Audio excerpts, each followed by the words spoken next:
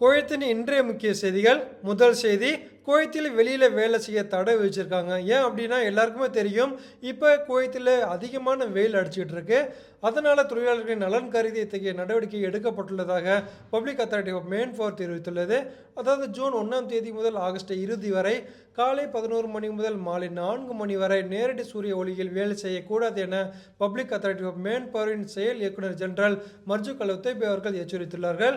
இந்த சட்டத்தை மீறினால் அவர்கள் மீது அந்த கம்பெனி மீதும் சட்டப்படி நடவடிக்கை எடுக்கப்படும் என எச்சரிக்கை விடுக்கப்பட்டுள்ளது.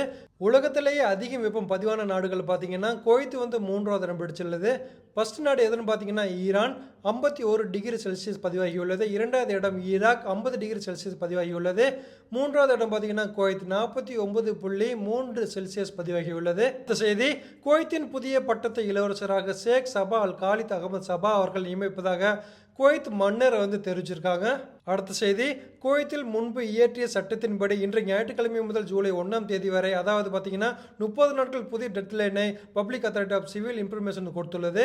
இந்த டைம் லிமிட் யாராக இருக்குன்னு பார்த்தீங்கன்னா, யாருடைய சிவில் ஐடியோட பழைய பில்டிங் இடிக்கப்பட்டதோ அவர்கள் உடனடியாக பப்ளிக் அத்தாரிட்டி ஆஃப் சிவில் இன்ஃபர்மேஷனுக்கு நேரடியாகவோ அல்லது ஆன்லைன் மூலமாகவோ அவர்கள் தற்போது தங்கியிருக்கும் புதிய அட்ரஸை கட்டாயம் புதுப்பித்துக் கொள்ள வேண்டுமாம்.